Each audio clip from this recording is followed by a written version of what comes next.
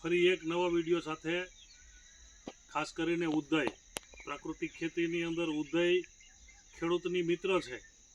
આધુનિક સાયન્સ ઉદયને દુશ્મન સમજાવી અને ક્લોરોફાયરીફોસ જેવા ઘાતક રસાયણો જમીનની અંદર આપી જમીનની આખી અંદરની બાયોડાયવર્સિટી એને ખતમ કરે છે.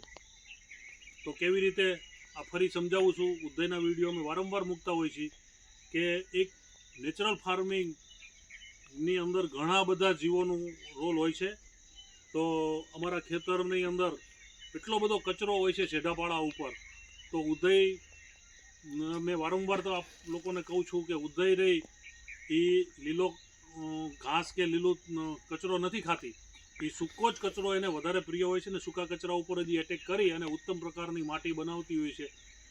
ઘણા બધા ઝાડના થડ ઉપર તમે જોજો કે ઉદય ચડતી હોય છે પણ એ ઝાડ જીવંત હોય છે. કે ઉપરની એની ચામડી સૂકી ગયેલી ચામડી એ ખાતી હોય છે.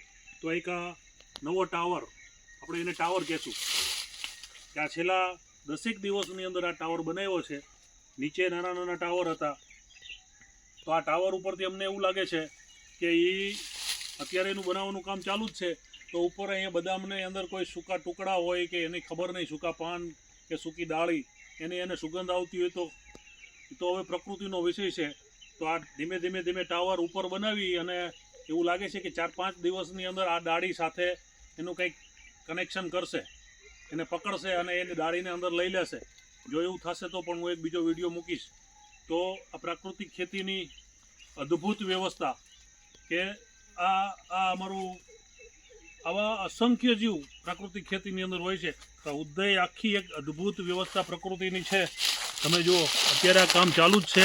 અત્યારે બપોર છે, દિવસ ઉગે પછી આ લોકો બંધ કરી દેતા હોય કામ.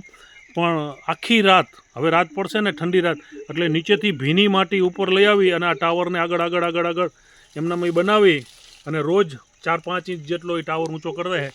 એટલે અમે પણ હવે એની જે કાર્યશૈલી છે એને અમે સતત અભ્યાસ કરતા હોઈએ છીએ. તો આવી અમારી જે એગ્રો ફોરેસ્ટ્રી છે બાજુની બાઉન્ડ્રી ઉપર, તો એનો આ બધો જે કચરો છે આ ખેડૂતો ખેતર ચોખ્ખા રાખે છે. તો એ પ્રાકૃતિક ખેતીની વિરુદ્ધ છે. ખેતરની અંદર તમારે છેડાપાડા ઉપર આવો બાયોમાસ પુષ્કળ પ્રમાણમાં હોવો જોઈએ. અહીંયા જ આખી એક બેક્ટેરિયલ કોલોની બનતી હોય છે, કુદરતી કોલોની બનતી હોય છે. કારણ કે તમારા ક્લાઇમેટની અંદર જે હવામાન, જે પાણી, જે માટી, એ ટાઈપના પ્રકૃતિની અંદર વ્યવસ્થા છે કે તમામ પ્રકારના જીવ અહીંયા ઉપસ્થિત થતા હોય છે.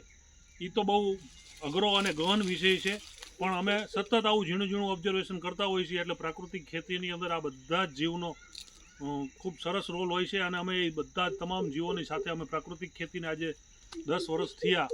તો આ બધા અમને આવા નવા અનુભવ મળતા હોય છે. એટલે પ્રાકૃતિક ખેતીની અંદર ઉદય આવે તો ખેડૂત મિત્રોએ ડરવાની જરૂર નથી. અસ્તુ. શ્રી ગોવર્ધન પ્રાકૃતિક ફાર્મ, ગામ હરિપર, તાલુકો ધાંગધ્રા, જિલ્લો સુરેન્દ્રનગર. વિનુભાઈ વરમોરા. Mobile number 99 094 58 911.